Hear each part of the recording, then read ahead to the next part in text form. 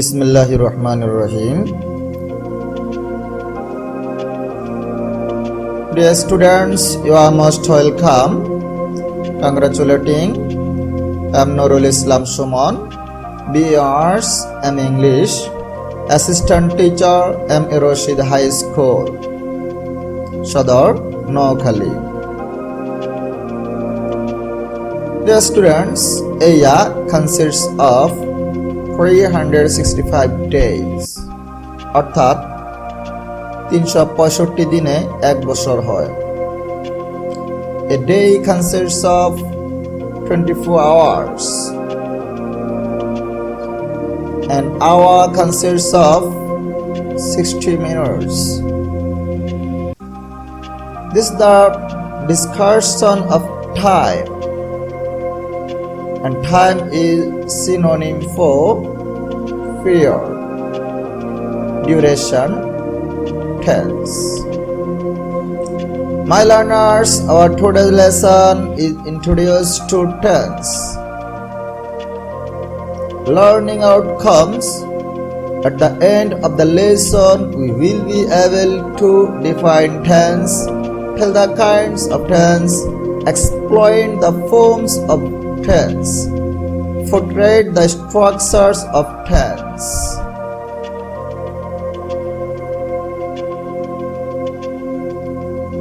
So dear student, to get my class and notification in the first, subscribe my channel D24.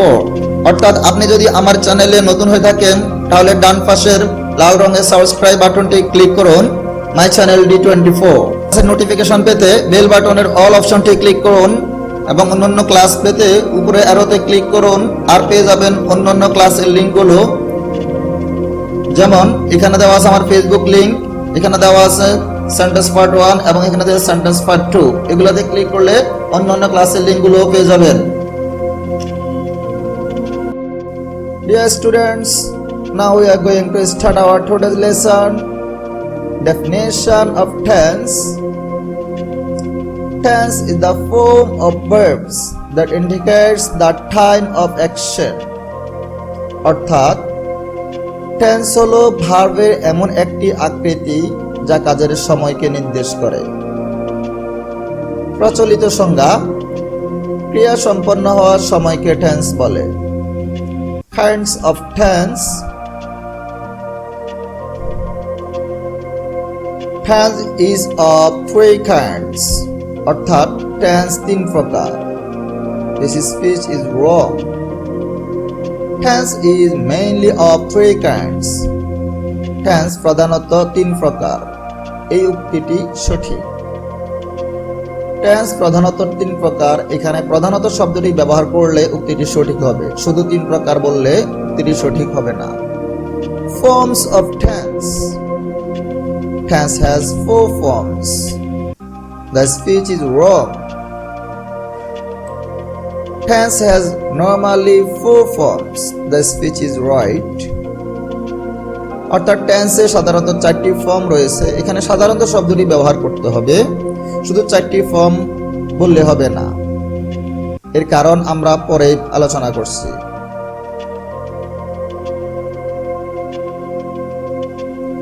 Tense is mainly of three kinds: present, past, and future. Tense has normally four forms: indefinite, continuous, perfect, and perfect continuous.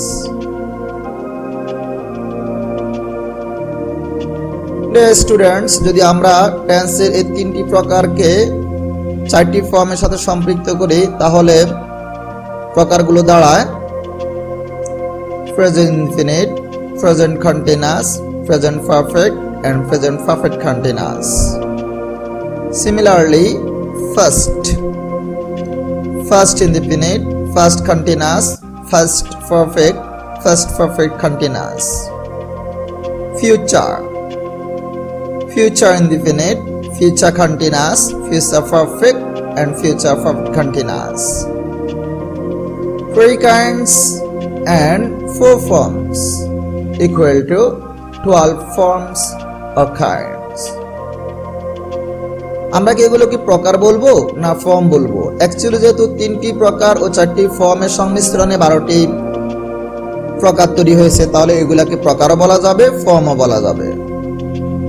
3 into 4 forms or kinds: present indefinite, present continuous, present perfect continuous, first indefinite, first continuous, first perfect continuous, future indefinite, future continuous, future perfect and future perfect continuous. Dear students, তাহলে আমরা বলবো tense প্রধানত 3 প্রকার, মোট 12 প্রকার। Similarly টেন্সের form সাধারণত 4টি, মোট 12টি। এখানে প্রধানত 3 প্রকার বললে বোঝা যায় আরো প্রকার রয়েছে, আবার সাধারণত 4টি ফর্ম বললে বোঝা যায় আরো ফর্ম রয়েছে। এজন্য আমরা এই দুটি শব্দ ব্যবহার করব।